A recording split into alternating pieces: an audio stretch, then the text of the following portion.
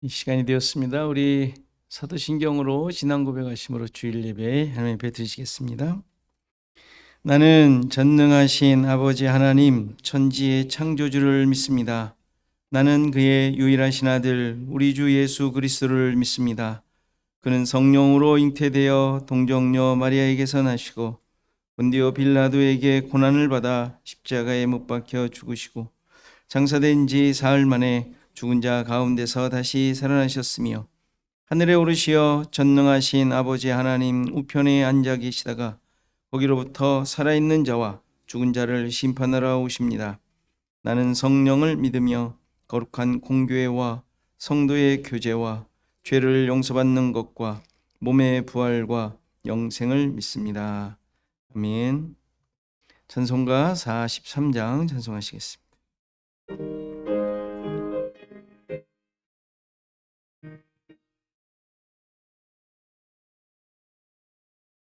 즐겁게 안식할 날 반갑고 좋은 날 내 마음을 편케 하니 즐겁고 기쁜 날 이 날에 천하 만미 다 보좌 앞에서 참되신 삼위일체 다 찬송 부르네. 이날의 하늘에서 새 양식 내리네. 성회로 모이라고 종소리 울리네. 복음의 밝은 빛은 온 세상 비치며 또 영생물이 흘러 시원케 하시네. 이 주일 지킴으로 새 은혜 입어서 영원히 쉬는 곳에 다 올라갑시다. 성부께 찬미하고 성자와 또 성령 참되신 삼위일체 다 찬송 부르세. 아멘.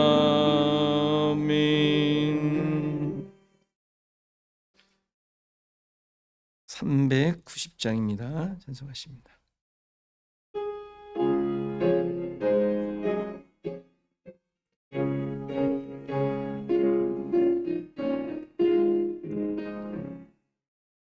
예수가 거느리시니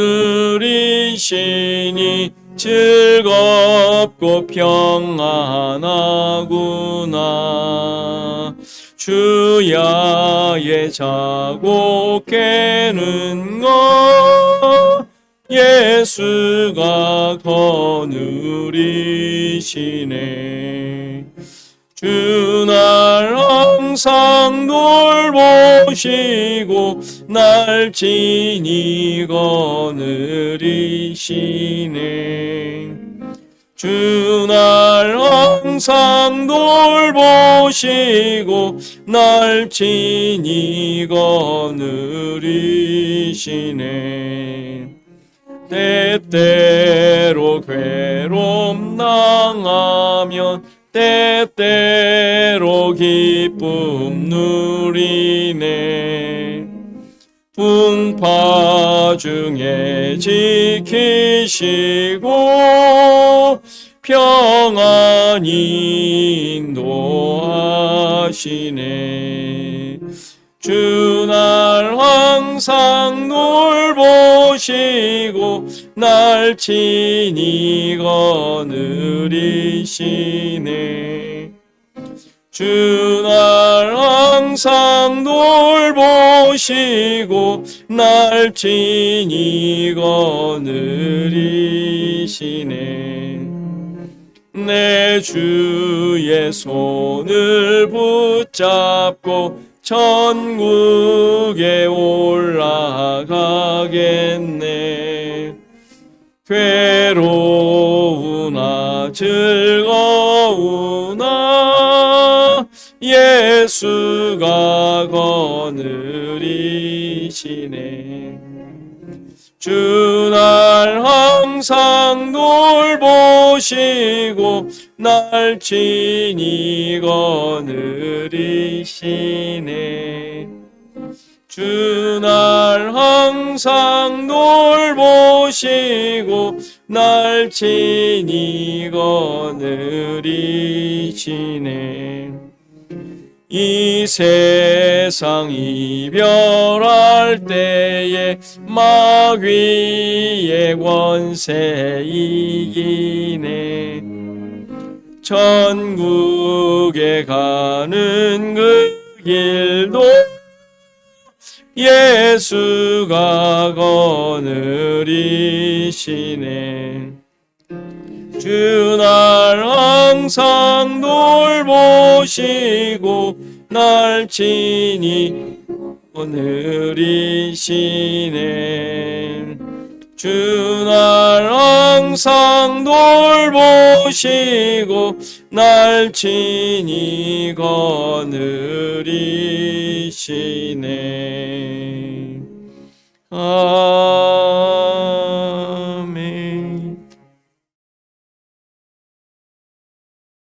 교독문 함께 교독하겠습니다. 76번 요한복음 1장입니다. 교독문 76번 요한복음 1장 같이 교독합니다. 태초에 말씀이 계시니라. 이 말씀이 하나님과 함께 계셨으니 이 말씀은 곧 하나님이시니라. 그가 태초에 하나님과 함께 계셨고 만물이 그로 말미암아 지은 바 되었으니 지은 것이 하나도 그가 없이 된 것이 없느니라. 그 안에 생명이 있었으니 이 생명은 사람들의 빛이라. 빛이 어둠의 빛이되 어둠이 깨닫지 못하다. 참빛 곧 세상에 와서 각 사람에게 비추는 빛이 있었나니 그가 세상에 계셨으며 세상은 그로 말미암아 지은 바 되었으니 세상이 그를 알지 못하였고 자기 땅에 오매 자기 백성이 영접하지 아니하였으니 영접하는 자 곧 그 이름을 믿는 자들에게는 하나님의 자녀가 되는 권세를 주셨으니 이는 혈통으로나 육정으로나 사람의 뜻으로 나지 아니하고 오직 하나님께로부터 난 자들이니 말씀이 육신이 되어 우리 가운데 거하심에 우리가 그의 영광을 보니 아버지의 독생자의 영광이 은혜와 진리가 충만하다. 아멘. 이 시간 함께 기도하는 시간 같습니다. 오늘 예배를 위해서 또 우리 성도와 교회를 위해서 또 나라를 위해서 이 시간 잠깐 기도하는 시간 같습니다. 기도하시겠습니다. 하나님, 오늘도 주의 은혜로 우리와 함께 하시고 믿음을 주시사요. 주님을 예배하며 이 시간 한 마음이 되게 하신 것 감사드립니다. 예수 그리스도 안에 하나가 된 저희들, 십자가로 말미암아 구원의 은총을 받은 저희들, 영원한 생명을 가지고 영원한 나라에서 하나님의 다스림과 인도하심 속에 사는 존재된 자들, 하나님, 오늘도 예배를 통하여 하나님의 하나님 되심을 고백하게 하시고 우리 그의 백성됨을 다시 한번 고백하며 주님께만 우리의 모든 것이 집중이 되어지는 귀한 시간 되게 하옵소서. 하나님, 오늘도 우리 모든 삶 속에 역사하셨고 함께 하신 그 증거들을 높입니다.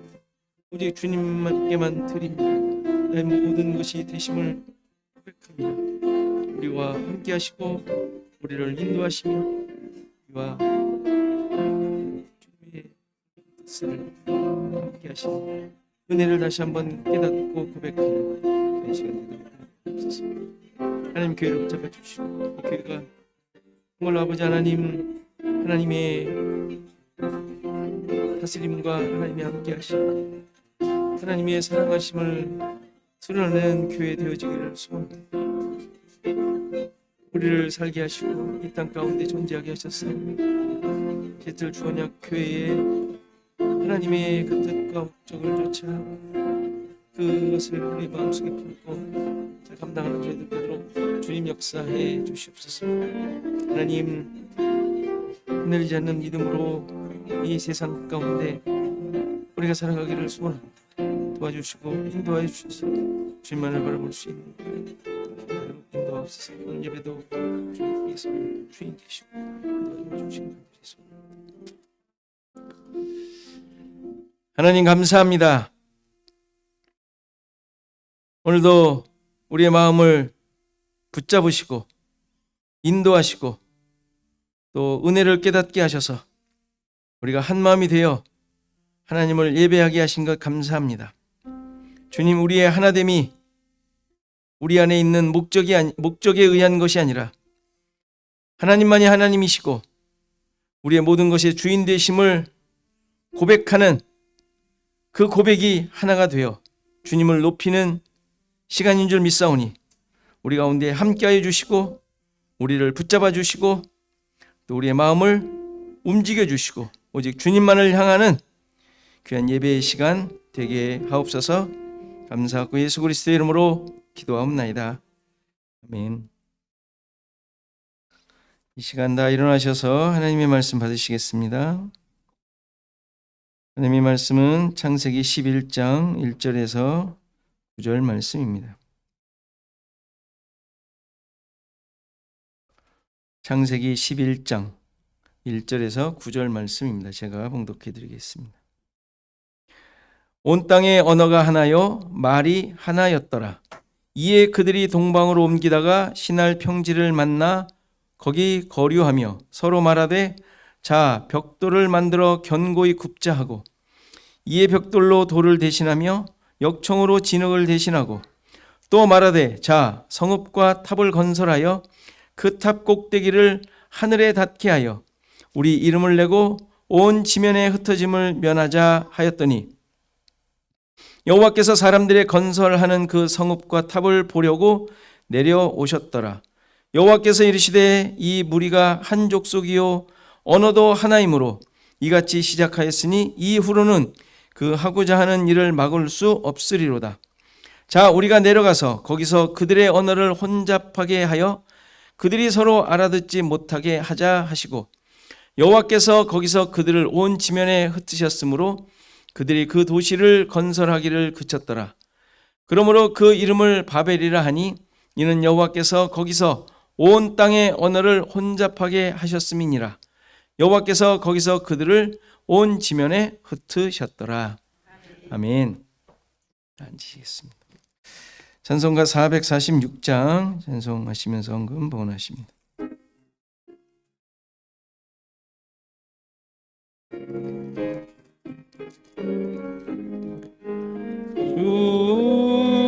순종 외에는 참 기쁨 없도다.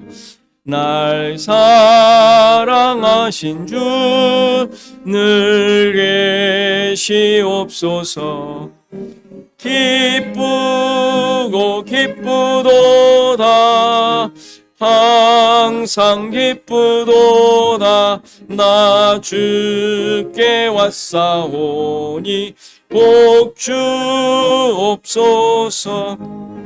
나 주께 왔으니 복 주시옵소서. 주 함께 계시면 큰 시험이기네. 기쁘고 기쁘도다. 항상 기쁘도다. 나 주께 왔사오니 복 주옵소서. 주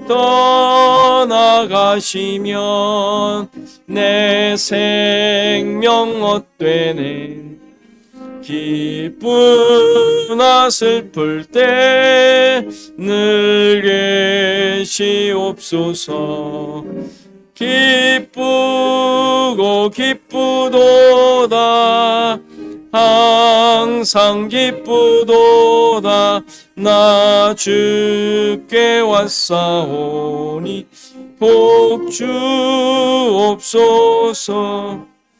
그 귀한 언약을 이루어 주시고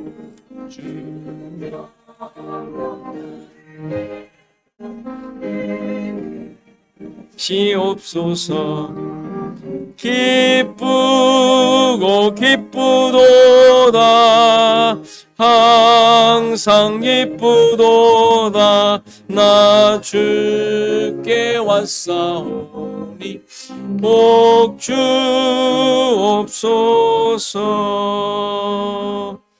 아멘.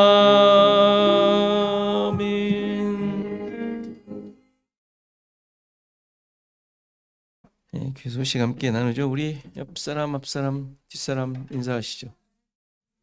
평안하셨습니까? 예, 지각생이 지금 들어오려다가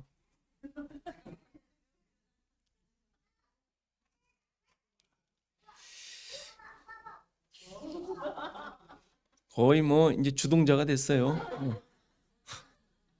그렇게 겁을 내고 울고 껌딱지처럼 붙어 있더니 이제는 거의 우두머리가 됐습니다. 이제 다들 따라가야 될. 야, 역시 좋습니다. 자, 뭐 여러분들 얼굴 뵈니까 좋습니다. 여러분들 뭐 다 괜찮으시죠? 건강하시죠? 네, 우리 권사님 많이 아프셨는데 많이 또 이렇게 좋아지셨습니다. 네, 또 염증이 있으셨다고 그러셔서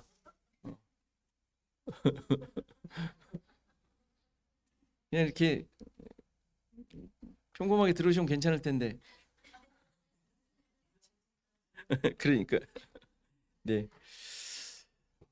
자, 날씨도 많이 좋아지고 자, 이제 진짜 이제 시애틀의 계절이 오는 것 같습니다. 여러분들 이럴 때일수록 더 재밌게 하나님과 동행하시는 삶이 되시기를 바라고요. 성경 시편 계속 읽고 있습니다. 여러분들 잘 따라와 주셔서 해주셨으면 좋겠습니다. 우리 김한철 장로님 조금 또 아프셨다고 그래요. 뭐 다시 또 회복되셨지만 아무래도 좀 많이 아프신 상황이고 또 계속 되다 보니까 체력이 조금씩 약해지시는 건 아닌가 이런 걱정이 또 드네요, 여러분들. 그래서 그래도 우리 권사님이랑 잘 견뎌내고 있으시고 또 소식 다 이렇게 잘 주십니다. 아무튼 여러분들 기도해 주시고 또 뭐 연락 가능하신 분들 또 연락하셔서 또 소식 나누시면 좋겠습니다.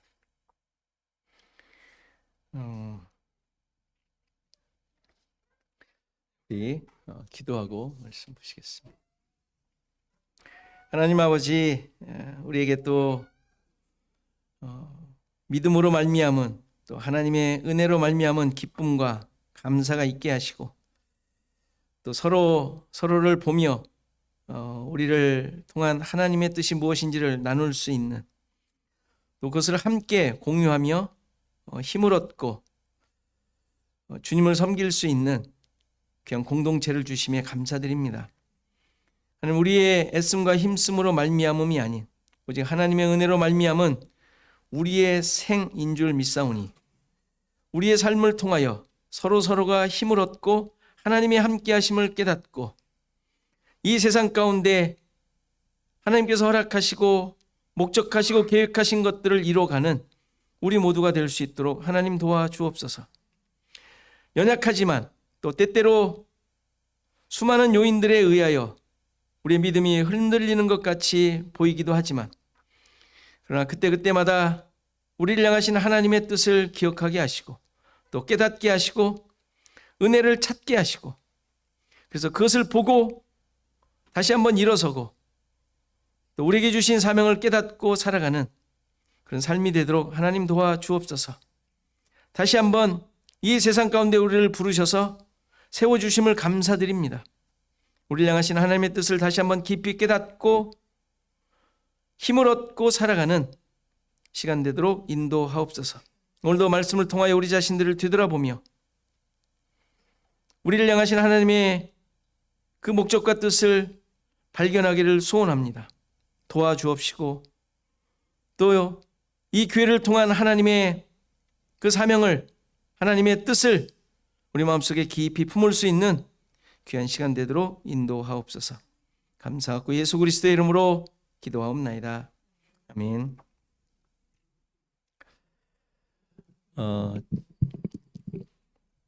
지금 우리는 홍수 후에 노아의 세 아들로부터 어떻게 세상이 만들어지고 있는지를 보고 있습니다. 새로운 세상에서 새 생명을 가진 그러한 자들이죠. 그런데 그들이 만들어가는 세상인데 놀랍게도 하나님을 거역하며 하나님으로부터 멀어져가는 모습은 홍수 전이나 홍수 후나 다르지 않다라는 사실을 보게 됩니다. 마치 홍수를 통하여 이루시려고 했던 하나님의 목적이 실패한 것 같은 느낌이 들기도 합니다. 정말 그런 것일까요? 여러분들은 어떻게 생각하십니까? 당연히 그런 것이 아니죠. 하나님께서는 이 세상에서 일어나는 일들을 통하여 하나님의 뜻이 무엇인지를 깨닫도록 하신 것이지, 어떻게 하든지 인간으로 하여금 완전한 순종과 행동을 하도록 하여 하나님 마음에 드는 완벽한 존재가 되기를 원하시는 것이 아닙니다. 늘 말씀드리지만 죄인을 구원하셨고 원수된 자를 사랑하시고 그런 자를 위하여 십자가에서 대속의 죽음을 죽으셨다는 사실을 잊지 않으셔야 돼요. 성경을 볼 때마다, 나 자신을 볼 때마다, 모든 것을 볼 때마다 이 사실을 잊지 않고 보실 수 있어야 돼요. 그게 복음적 시각인 거예요. 은혜를 가진 자의 시각인 거예요. 그것이 없이 우리가 모든 것을 보고 판단하고 하면 다 자기 중심이 되게 돼 있어요. 그러니까 이 사실을 잊지 않고 성경을 볼 수 있어야 합니다.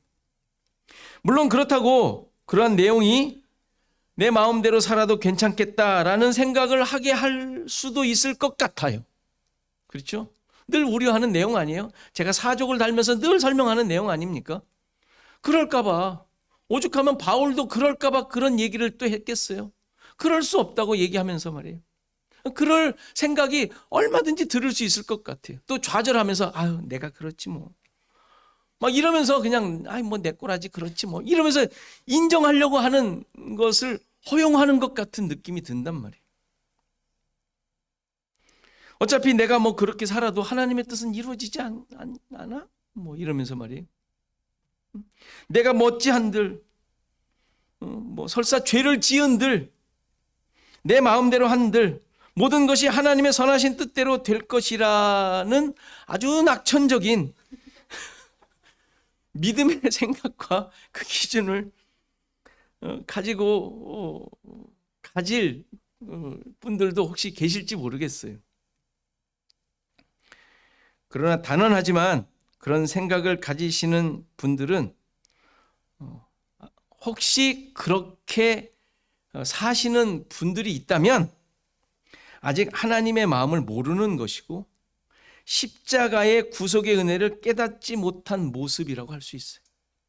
우리는 결코 그런 생각이 잠시 들었다가도 그럴 수 없는 존재임을 깨닫고 자기를 쳐서 복종시키는 자들인 거예요. 왜요? 이걸 아니까, 은혜를 아니까, 십자가를 아니까, 복음을 아니까 막 살 수가 없는 존재예요.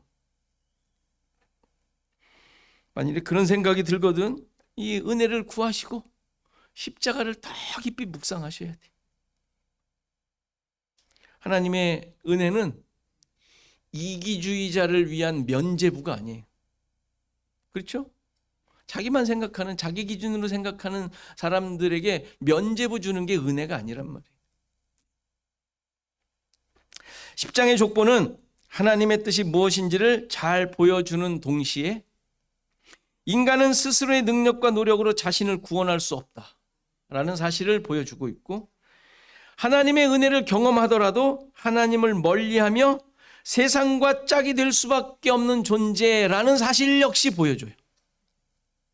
때문에 하나님의 주권적인 구원이 필요한 거예요. 하나님의 주권적인, 인간의 능력이나 어떤 무엇이 개입되지 않은 주권적인, 오직 하나님의 주권으로만 주어지는. 전에도 말씀드렸지만 복을 받아 창대하리라던 자나, 저주를 받아 종의 종이 될 것이라는 자나, 모두가 다 한 길을 가며 한 마음이 되어 하나님을 대항하는 모습을 보이고 있지 않습니까? 그 모습이 어떻게 전개되는지 오늘 읽은 본문에서 보여주고 있어요. 1절을 보면 온 땅의 언어가 하나요, 말이 하나였다고 합니다. 여기서 언어라고 번역을 했는데 이 단어는 입술이라는 단어, 입술을 말해요. 온 땅의 입술이 하나다. 뭐 어감은 오죠. 무슨 뜻인지 대충 아시겠죠?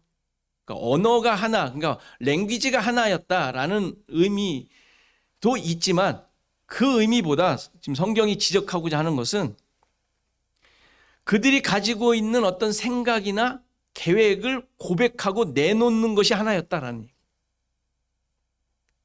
그러니까 목적이 하나인 사람들인 거죠. 목적이 하나인. 그 목적이 어디로부터 나와요? 자신으로부터 나온. 그리고 여기서 말이라는 단어는 뭐 말씀이라는 단어이긴 한데 그 단순히 그 말이라는 의미가 아니라 그 말을 하게 하는 행동, 그 말로 말미암아 생긴 사건, 그 말을 하게 하는 이유 등이 포함된 단어예요. 따라서 언어가 하나이고 말이 하나였다는 말은 온 세상이 같은 생각과 같은 고백을 가지고 같은 목적을 가지고 행동하고 있었다라는 말이에요. 이들이 가지고 있던 하나된 생각, 하나된 고백, 그것으로 행동한 것이 무엇이겠어요? 그 2절부터 나오는 내용이죠. 그들이 동방으로 옮기다가 시날 평지를 만나 거기에 거류하게 되었다라고 합니다. 뭐 그냥 자연스러운 그 당시에 이 사람들의 생활 모습이니까 유목민과 같은 그냥 뭐 살아가고 있는 모습인 것으로 보이죠. 뭐 그렇게 사는 사람들이니까. 여기서 그들은 지난주에 말씀드렸던 대로 셈의 자손 중 욕단의 후손들이라고 말씀드렸어요. 욕단은 셈, 그 다음에 아르박삿, 그 앞에 이제 족보를 보면 아르박삿, 그 다음에 셀라, 에벨 다음에 에벨이 두 아들을 낳았는데 벨렉과 욕단인데 그 욕단을 말해요. 에벨의 큰 아들 그 벨렉은 이제 10절 이후에 나오는 약속의 자손으로 이어지고 있는 벨렉이고, 지금 욕단은 지금 이 후예들로, 지금 오늘 본문의 후예들로 나오는 자들입니다. 그 앞서 10장 30절에 욕단의 자손들이 거주하는 곳에 대한 설명이 나오는데 메사에서부터 스발로 가는 길의 동쪽 산이었다라고 보고하고 있어요. 욕단의 후손들이 살던 곳, 사는 곳. 근데 이들이 그 살고 있었던 그 지명의 위치는 지난주에도 말씀드렸죠. 지난주에 제가 착각을 해서 다른 자손들을 얘기를 하면서 얘기를 했는데 그들은 함의 자손들이고 가나안의 자손들이었고, 이들의 이름의 내용을 보면, 이 욕단의 자손들의 이름의 내용을 보면 지금 그 지명이 되었는데 그 지명의 위치가 아라비아 남부 지역에 있는 이름들과 아주 흡사해요. 그러니까 그쪽으로 갔음을 알려주는 내용이죠. 그러니까 성경에 있는 수많은 이름들이 가서 그 지역에 정착하면서 그 자손들이 자기 이름으로 그 지명을 만들었단 말이에요. 그래서 이 욕단 자손들의 이름을 보면 아라비아 남부 지역의 이름들과 흡사한 것을 보게 되죠. 그러니까 그들이 그쪽으로 이동해 갔음을 알 수 있는 증거인 것이죠. 여기서 동쪽으로 갔다라는 말은 설명드렸던 대로 하나님으로부터 멀어져 갔다라는 것을 의미하는 내용입니다. 그 근거가 뭐냐면 성막을 만들 때 성막의 입구를 동쪽에다 뒀어요. 지성소는 어디 있어요? 왼쪽에. 오른쪽이 동쪽이라면 왼쪽 거기에 지성소를 만들었단 말이에요. 그러니까 지성소에서 볼 때 입구가, 성막의 입구가 오른쪽 동쪽에 있단 말이에요. 그러니까 동쪽으로부터 멀어졌다는 얘기는 하나님으로부터 떠났다라는 의미로 쓴단 말이에요, 성경에서는. 따라서 동쪽에서 들어오는 것은 하나님께로 오는 것이 돼요. 하나님께로 가까이 오는, 하나님을 만나러 오는 것이 되고, 나가는 것은, 동쪽으로 나가는 것은 하나님과 멀어지는 것을 의미하는 내용입니다. 그래서 가인도 그랬죠. 여호와 앞을 떠나 어디? 에덴 동쪽 놋 땅에 거주했다 그러죠. 에덴은 성전을 의미한다고 했었죠. 거기를 떠나 동쪽에 둔 것이죠. 그가 하나님에 대한 믿음을 저버린 모습을 표현해주고 있는 내용이죠. 지금 욕단의 자손들이 동쪽 산으로 가고 있었다는 보고도 같은 의미인 거예요. 오늘 읽은 본문에서도 동방으로 옮기다가, 성경이 이상하지 않아요? 자꾸 그 표현을 하잖아요. 실제로 동방으로 갔을 거예요. 그런데 그것이 성경에서는 계속 그 의미로 쓰고 있단 말이에요. 동방으로 옮기다가 시날 평지를 만났다는 것도 하나님을 떠난 자들의 모습을 표현하고 있는 것이고, 그들이 어떤 상황이 생겨요? 하나님을 대항하던 니무롯이 건설한 나라, 시날 땅, 평지를 맞닥뜨리게 되는 거예요. 그러니까 이런 모습에서 아주 중요한 사실을 또 깨닫게 되죠. 이들은 자신들의 삶을 따라 살아간 거예요. 유목민의 모습이니까 유목민의 삶을 사는 것이죠. 목초지를 따라 그 자기들의 가족들, 짐승들이 잘 먹고 살 수 있는 거 물 따라, 풀 따라 간 거예요. 그러니까 특별한 목적 갖고 간 것이 아니라, 거기에 누구 이때 간 게 아니라 그냥 간 것이죠. 이런 삶의 환경 속에서. 근데 성경은 그들이 하나님을 떠나갔다라는 사실을 굳이 표현을 한단 말이에요. 그러니까 하나님을 떠난 자의 운명이 어떠한지를 보여주고 있는 거예요. 시날 평지는 니무롯이 건설한 나라가 있던 장소예요. 그 나라를 만난 것은 우연이 아닌 것이죠. 그들이 그냥 사는 것은 우연처럼 같지만 그 땅을 만난 것은 우연이 아닌 거예요. 왜? 하나님을 떠났으니까.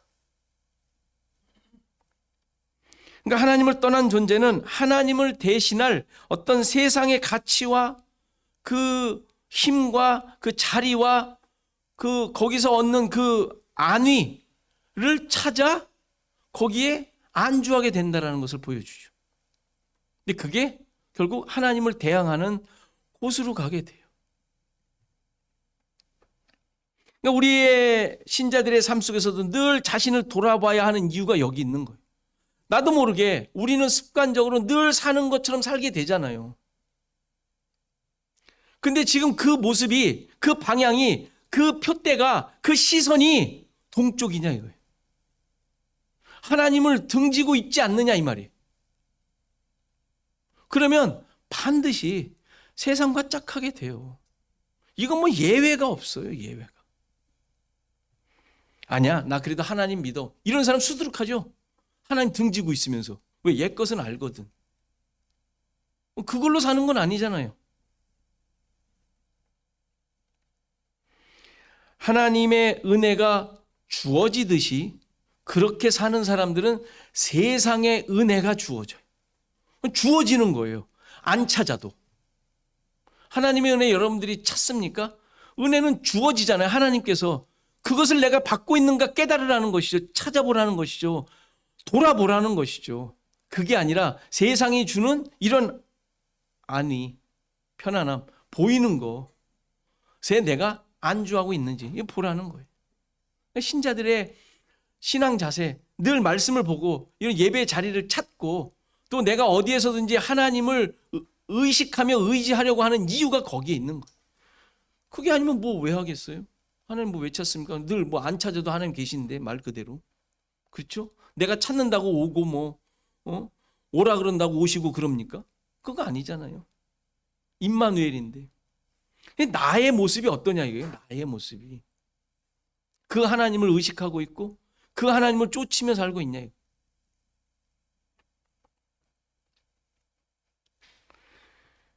놀랍게도 은혜는 주어졌는데 깨닫지 못할 수 있지만 세상이 주는 은혜는 내가 보기만 하면 보이는 거예요.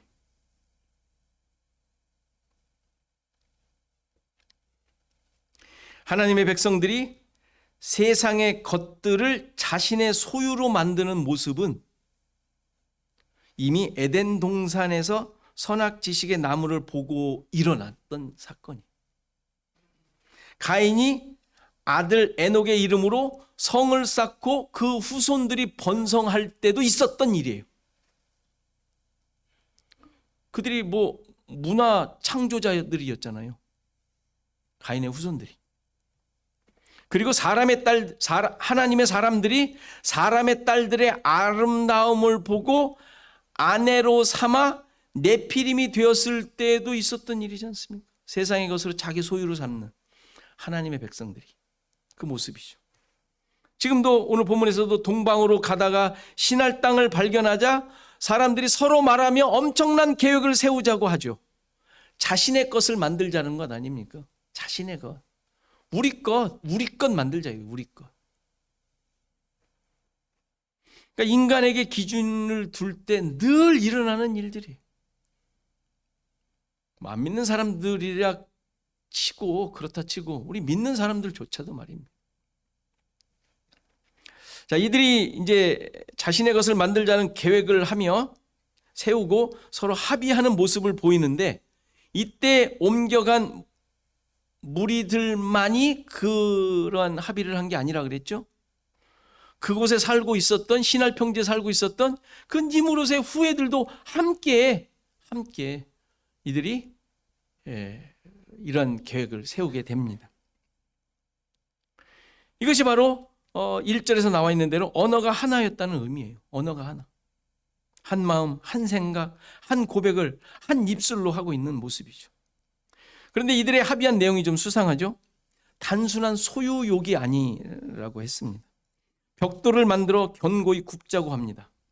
이것에 대해서 문명의 발달로 생각할 수도 있어요. 불을 사용하여 더 단단한 그리고 더 높이 지을 수 있는 건축술이 개발된 것으로 이해할 수도 있잖아요. 근데 성경은 그런 거에 관심 없다 그랬죠. 그런 것을 얘기하려고 쓰지 않았다 그랬어요. 문명의 발달을 보고하고 있는 것이 아니라 인간이 얼마나 하나님을 대항하는 자리로 갔는지를 보여주고 있는 거예요. 어떻게 대항하고 있습니까? 벽돌로 돌을 대신하고 역청으로 진흙을 대신하자라고 합니다. 우리 성경에 번역이 안 되어 있지만 여기에 자신들을 위하여라고 하는 말이 있어요. 자신들을 위하여, 자기들을 위하여 이러자고 지금 하고 있는 거예요. 자기들을 위하여. 서로 대화하는 자신들이 주인공으로 있어요. 벽돌은 자신들의 능력과 힘으로 만들어낸 결과물을 말해요. 돌은 항상 성경에서 예수 그리스도를 예표하고 있죠. 그래서 나중에 제단을 만들 때 돌을 다듬지 말라라는 말을 해요. 왜요?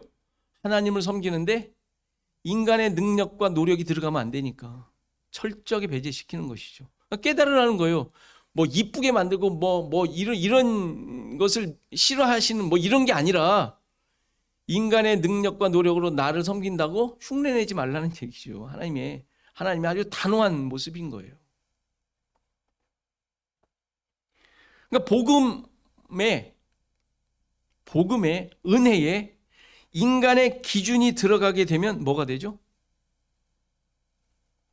기복주의가 되는 거예요. 기복주의.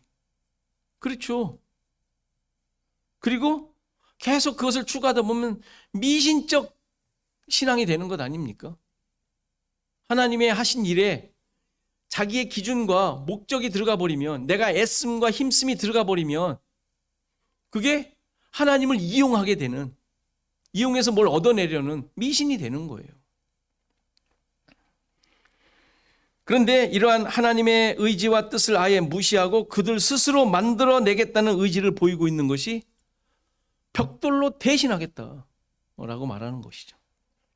역청으로 진흙을 대신하는 것도 같은 의미죠. 여기서 역청은 방주를 만들 때 사용한 그 단어가 아니에요. 다른 단어예요. 그런데 그 쓰임새는 같은, 용도는 같은 것이죠. 벽돌 사이를 붙여서 굳게 해주는 것이죠. 그런데 진흙은 성경에서 토기장이가 사용하는 재료로 설명이 돼요. 그런데 이것을 사용하지 않고 자기가 가공한 역청을 쓰겠다고 선언한 거예요.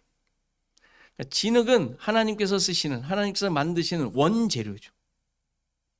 그걸 안 쓰겠다는 거예요. 내가 만든 그 역청으로, 의미는 같은 어원에서 나온 단어예요. 역청과 진흙으로 번역을 했지만 같은 단어에서 나온, 어원이 같은 단어예요. 그래서 진흙이라는 말로도 같이 써요. 쓸 수도 있어요. 그런데 굳이 이렇게 분류를 한 이유는, 역청은 지들이 지금 쓰겠다고는 역청은 자기들이 가공해서 쓰겠다라는 의미의 그 역청을 말하는 거예요. 그러니까 이렇게 자신들의 방법과 능력으로 만들겠다고 선언하고 있는 거예요. 모든 것을. 그러면서 뭘 만든다고요? 성읍과 탑을 만들겠다고 하는 거예요. 인간의 능력과 그들의 그 의가 표현이 되어 이제 바벨탑을 쌓게 된 내용임을 보여주죠. 그런데 탑을 쌓는 목적이 또 나오죠. 탑 꼭대기를 하늘에 닿게 하여 우리의 이름을 내고 온 지면에 흩어짐을 면하자는 것이었습니다. 흔히 탑은 성읍의 망대, 파수하는 곳, 이렇게 보는 데 있지 않습니까? 구탱이 있어가지고 높아가지고 이제 적이 쳐들어오는지 안 쳐들어오는지 먼저 봐야 되는 파수대. 그 높은 곳을 의미하죠. 그런데 그것을 하늘에 닿게 하겠대요. 여기서 이 탑의 꼭대기라는 단어가 머리라는 단어예요. 뭔가 생각나지 않습니까? 홍수가 그치고 방수가 아라랏산에 머물렀을 때 점점 물이 줄어들자 열째 달 초하루에 산들에 봉우리가 보였다. 근데 그 봉우리가 무슨 단어? 머리라는 단어란 말이에요. 머리. 근데 이 봉우리가 어떤 존재였다고요? 그냥 뭐 답밖에 모르세요? 홍수에 의해 다 잠겨버리고 그 세상이 자랑하던 교만한 산이었지만 그 교만이 삭제되고 잘라 없어지고 그게 죽고 예수 그리스도가 머리된 존재로 다시 보여지고 다시 나타나고 있는 것을 상징화한 모습이란 말이에요. 예수 그리스도가 머리된 자로 다시 드러나게 된 모습이 봉우리가 보였다라고 표현한 거란 말이에요. 이렇게 만들어진 머리가 진정한 하나님의 백성의 모습인 것이죠. 그런데 바벨탑은 인간의 능력과 힘으로 만들어낸 인간의 의를 머리로 해서 하나님께 들이대겠다라는 거예요. 그 표현을 지금 하고 있는 것이죠. 교만의 극치를 또한 보여주죠. 그러면서 우리 이름을 내재요. 우리 이름. 여기도 생략된 내용이 우리를 위하여, 전부 다 우리를 위하여 계속 다 있어요. 굳이 생략을 했나 모르겠어요. 원어에는 있는데. 그러니까 모두가 다 자신을 위한 것으로 행동하고 있다는 것이죠. 언어가 하나라는 의미예요, 이게. 모든 사람들이 언어가 하나. 지금 이 세상도 똑같은 거죠. 언어가 하나인 거예요. 하나님을 대항하는데 하나가 다 돼 있지 않습니까? 그리고 그들이 목적하며 세우려고 하는 것이 다 하나잖아요. 이름을 낸다라는 말은 여기서 낸다라고 했는데 만들다라는 단어예요. 만들다. 이름을 만들다. 이름은 앞에서도 우리가 배웠지만 소유권을 의미한다고 그랬어요. 하나됨을 의미한다고 했어요. 하나됨. 근데 그것을 스스로 만들겠다라는 거예요. 스스로 이름을 내가 그러니까 내 것 만들겠다.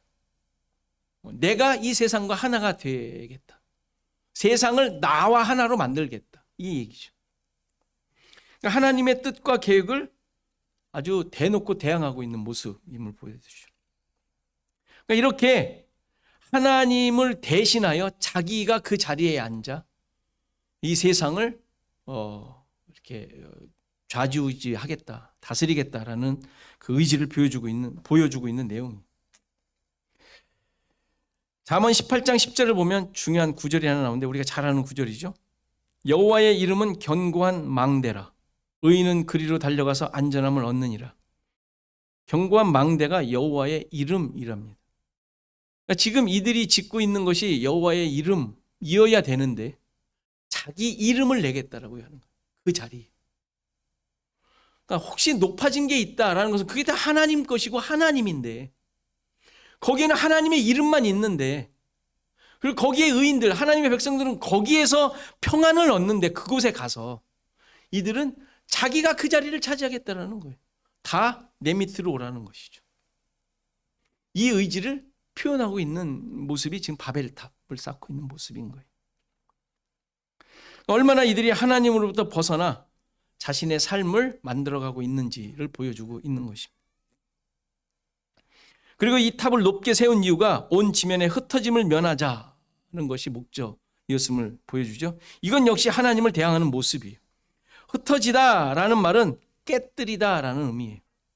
그러니까 깨뜨려짐을 면하자라는 거예요. 그러니까 깨지지 않고 하나가 되어 존재하겠다는 의지를 보여주고 있는 건데 이 모습은 하나님의 약속을 오해한 모습이에요. 하나님의 약속이 뭐였죠? 생육, 번성, 충만.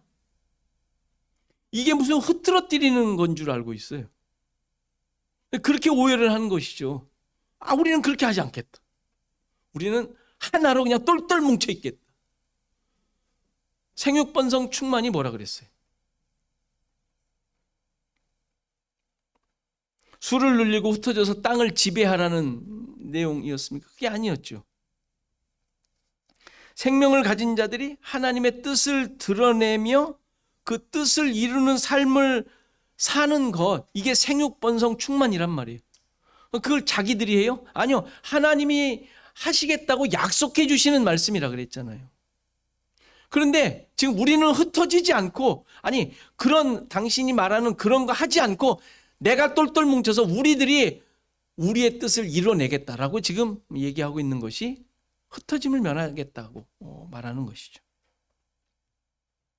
그러니까 이렇게 하나님의 약속에 대해 인간이 기준이 되자 자기 이름을 내는 것이 최고의 목표가 되는 거예요.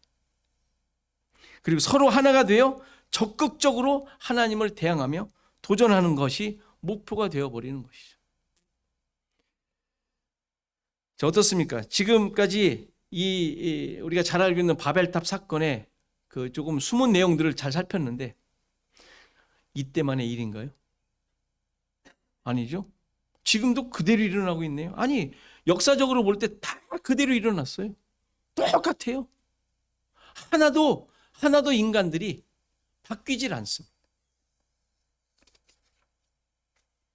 더 놀라운 것은 세상이야 그렇다 치지만 소위 교회라고 하는 조직체 속에서도 그대로 드러나고 있지 않습니까? 우리가 늘 우리 얼굴에 침 뱉는 모습이긴 하지만 교회가 늘 이러고 있지 않습니까? 황제처럼 있는 목사가 있는 교회는 더더욱 그러는 것 같아요.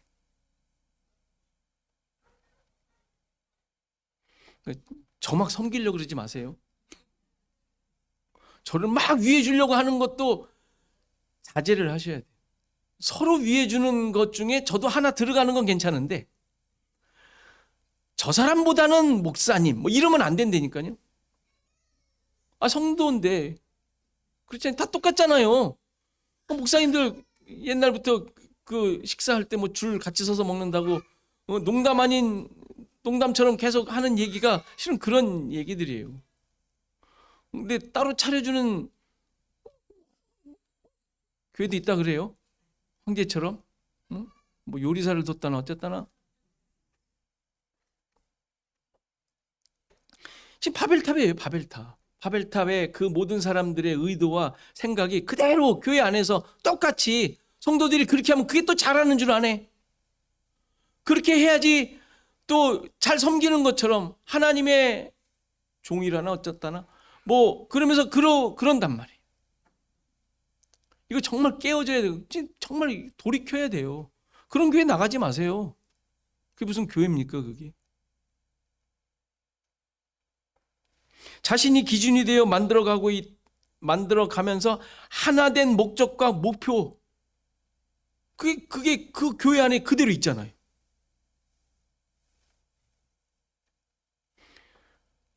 그래서 지금의 교회는 그 교회 이름을 세상에 내는 것이 목표가 돼 있어요. 그 이름을 내고 흩어짐을 면하자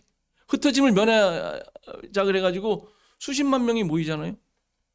뭐 하는 건지 모르겠어요. 그리고 대신하는 것들이 많아요. 인간의 노력과 능력이 대신해요. 모든 걸 대신해요. 돈 있는 사람들이 대신하는 거 많잖아요. 그리고 열심을 가진 사람들이 대신하는 거 많잖아요. 건강한 사람들이 대신하는 거 많잖아요. 교회 안에서 우리가 대신하는 거 많잖아요. 도대체 하나님은 어디가 있습니까? 보이지 않는 하나님의 능력은 어디가 있냐고요. 보이지 않는 하나님의 능력. 왜 보이는 우리의 능력으로 다 하려고 그러냐고요.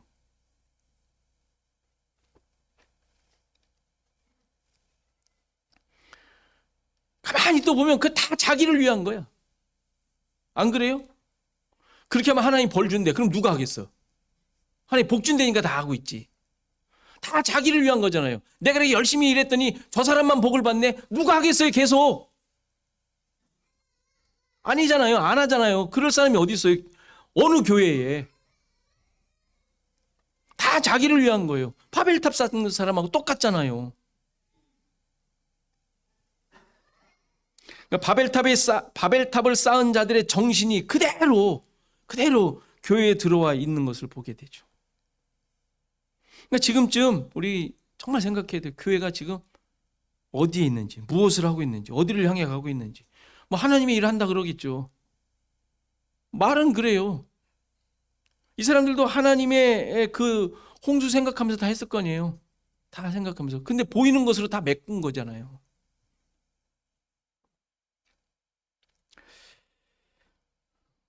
깊이 우리 자신들도 늘 순간순간 돌아봐야 할 것입니다. 이렇게 하나님을 대항하며 자신을 위해 힘쓰고 있는 현장에 하나님께서 보려고 내려오셨어요. 왜 내려오셨다고요? 보시려고. 보고 어떻게 하시려고요? 7절에 보면 그들의 언어를 혼잡케 하신다라고 합니다. 그래서 서로 알아듣지 못하게 하신다고 해요.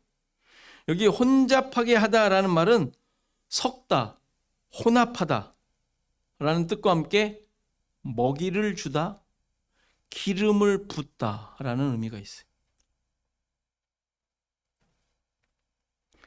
언어를 혼잡하게 하셨다는 말은 이들이 가지고 있던 목적과 고백이 하나였는데 이것에 하나님의 뜻과 목적과 하나님에 대한 고백과 하나님의 기름 부음을 거기에 섞으셨다라는 말이에요. 이게 혼잡하게 하다라는 단어의 의미예요. 좀 더 구체적으로 말한다면 그들의 그런 자기만 알고 있는 그 현장 속에 하나님의 은혜를 베푸셨다라는 말이에요. 이해되겠어요? 이해되세요? 그들을 그냥 막 섞어놓은 게 아니라 하나님이 내려오셔서 하나님의 뜻과 의지와 목표와 하나님에 대한 고백과 이것들을 거기에 섞으셨다라는 거예요. 그렇게 되자 일어나는 현상이 뭐예요? 서로 말하는 내용이 달라져요. 그래서 서로 알아듣지 못하게 되었대요. 여기서 알아듣다라는 말은 우리가 잘 아는 단어인 쉐마라는 단어예요. 듣다, 들으라, 듣다라는 말이에요. 알아듣다 그러니까 무슨 뭐 이게 깨닫고 뭐 이렇게 듣다라는 말이에요. 듣다. 그런데 이들이 어떻게 반응했다고요? 듣지 않게 되었다라는 말이에요. 듣지 않게 되었다. 알아듣지 못하게 되었다라는 게 아니라 듣지 않게 되었다라는 말이에요. 안 듣게 된. 인간이 기준이 된 세상, 목적과 고백이, 생각이 하나인 그런 상황에서 세상 것으로 똘똘 뭉쳐진 그런 상황 속에서 하나님의 뜻과 생각이 들어가게 되자, 다시 말해서 하나님을 대적하던 자들 속에 참된 하나님의 말씀이 개입하게 되자 듣지 않게 되었더라.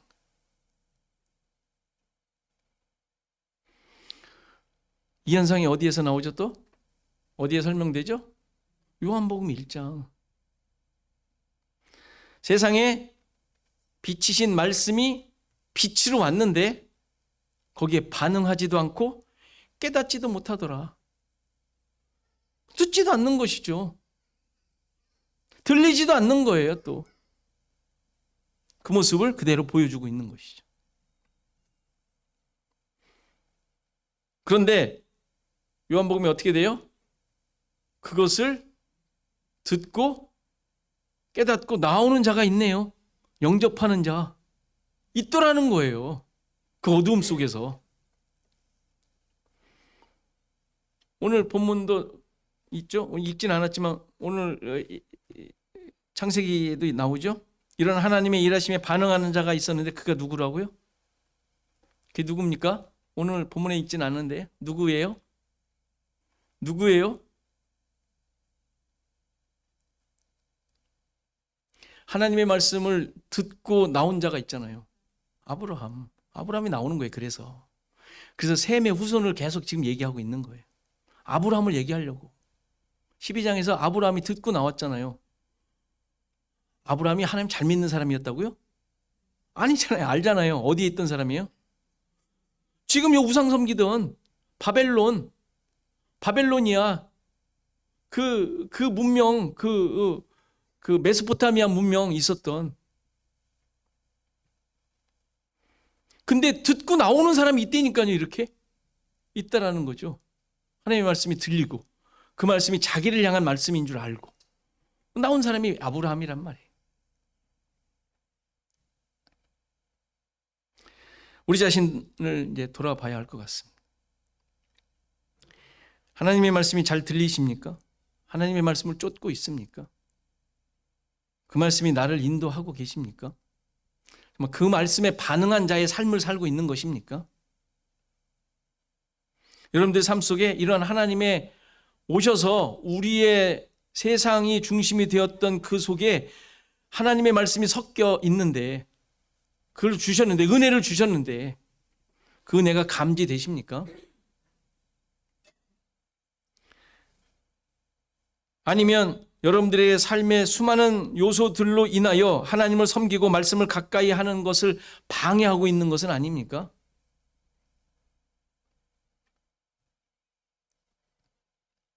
하나님을 가까이 함이 내가 노력하여 만들어내는 것이 아니라 기쁨으로 하는 것이냐? 한번 물어보세요.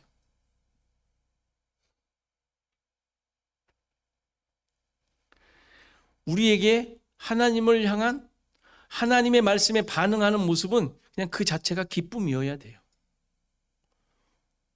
그걸 해놓고 그냥 그래도 해야지 뭐. 물론 그렇게 모습이 있을 수 있지만 그런 발동이 그게 우리 속에서 움직여주시는 나도 모르는 어떤 그 이끌림에 의하여 되어지고 있느냐. 우리가 우리의 삶 속에 이런 말씀이 들리는지 늘 확인하셔야 돼요. 바벨탑 사건은 단순히 하나님께서 못된 놈들 벌 주시는, 그래서 그들이 하는 일에 나타나셔서 방해하시고 그들이 하는 일을 망치게 하신 일이 아니란 말이에요. 하나님을 거역하는 자 하나님께서 벌 주신다, 이런 내용이 아니란 말이에요. 우리 자꾸 성경을 그렇게 앞에서 많이 그렇게 봐오는데 절대 그렇지 않습니다. 이들을 향하여 구원의 역사를 드러내시는 거예요. 인간은 그럴 수밖에 없어요. 하나님을 늘 멀리 떠나요. 그런데 하나님은 계속 쫓아오셔서 은혜를 베푸신다고요. 깨달으라고. 내가 너희를 구원해낸다. 계속 말씀해 주시는 게 우리 창세기서부터 1장부터 계속 봐온 내용이지 않습니까? 하나님 계속 그렇게 일하시잖아요.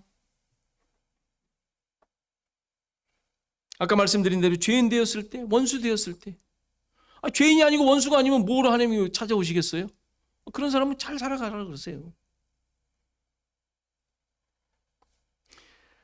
그런 자들을 위해 자신을 내어주시고 그들과 같이 되심으로 구원의 은혜를 베푸신 것이죠. 신자들은 이러한 은혜를 깨닫고 반응하며 순종하는 길을 가게 된 자들, 지금 가고 있는 자들을 말하는 거예요. 말씀을 늘 가까이 하며, 그래서 나를 향하신 하나님의 그 애쓰심과 찾아오심을 깨닫고 거기에 반응함으로 여러분들에게 참된 기쁨과 평안이 여러분들 삶 가운데 넘치시기를 간절히 바랍니다. 다 같이 일어나셔서 455장 전송하시겠습니다.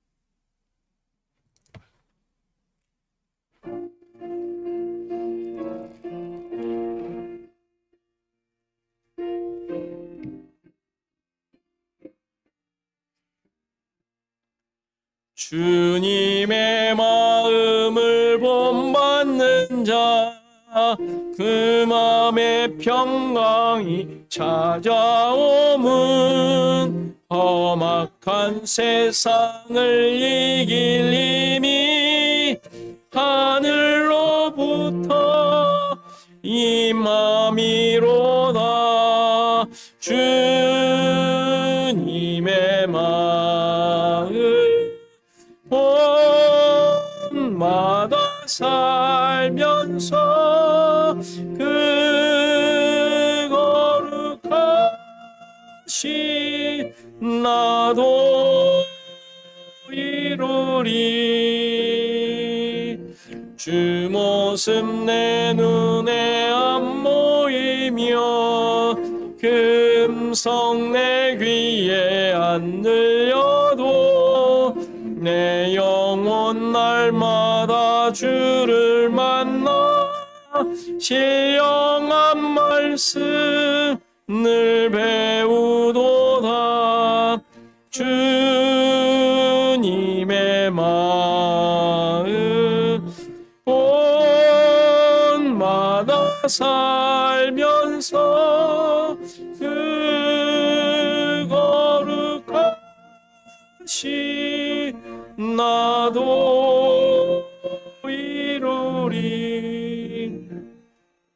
가는 길 거칠고 험하여도 내 맘에 불평이 없어짐은 십자가 고난을 이겨내신 주님의 마음 본받음이라.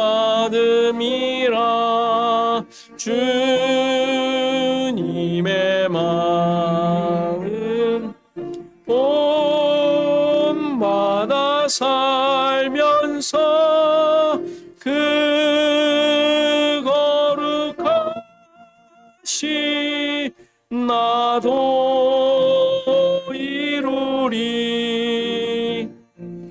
주 예수 세상에 다시 오시 그날엔 무성도 변화하여 주님의 빛나는 그 형상을 다 함께 보며 주 찬양하리. 주님의 마음 본받아 살면서 그 거룩하신 나도 이루리. 기도하는 시간 같습니다. 하나님의 말씀을 듣게 하시고 그로 말미암은 기쁨을 회복하게 하소서. 세상의 가치들로 채워지지 않게 하시고 복음으로 살게 하소서 기도하시고, 김한철 장로님, 김옥권 원사님, 김영장 원사님, 장순명 장로님, 장정장 원사님, 우리 최충효 집사님을 위해서 이 시간 다 같이 기도하시겠습니다. 하나님, 우리를 향하신 하나님의 선하심과 인자하심 다시 한번 깊이 새기기를 소원합니다. 정말 저희들의 모습을 통하여 하나님의 어떠하심을 드러내는 삶이 되기를 원합니다. 하나님 도와주소서. 우리는 늘 동쪽을 갑니다. 나의 길을 갑니다. 나를 위하여 살아갑니다. 주님, 그러나 그런 상황 속에서 늘 찾아오시며 하나님의 은혜를 베푸시는 주님의 선하심을 다시 한번 마음속 깊이 새기게 하옵소서. 주님을 바라보며 나아가게 하옵소서. 주님을 다시 한번 찾게 하옵소서. 주님을 인하여 이 모든 일 아버지 하나님 도와주시고 아버지 도와주소서.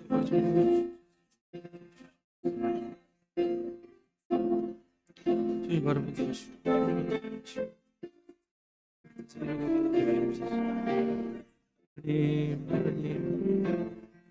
말씀이 나의 생각을 생겼습니다. 함께 하옵소서. 하나님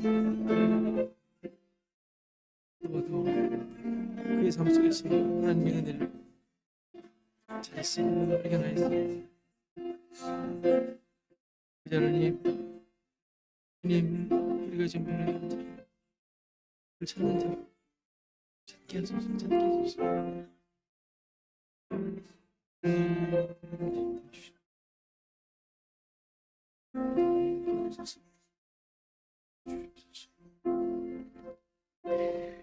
하나님 아버지, 하나님의 백성으로 하나님의 말씀을 소유한 자로 새 생명을 소유한 자로 산다고 하지만 우리의 모습을 볼 때 너무나도 또한 연약한 모습임을 보게 됩니다. 다시 한번 우리들 자신을 깊이 돌아보게 하옵소서.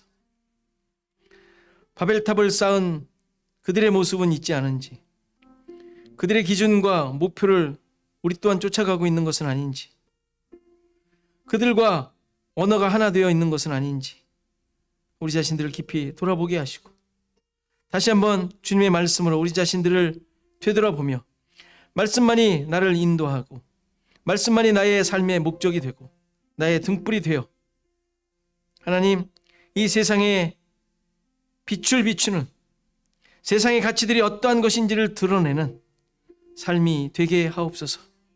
하나님은 늘 우리와 함께 하셨고 내 안에 들어와 계시며 나를 인도하시고 하나님 나라의 백성으로 살게 하셨음을 믿습니다. 그런 존재임을 하나님 잊지 않게 하옵소서.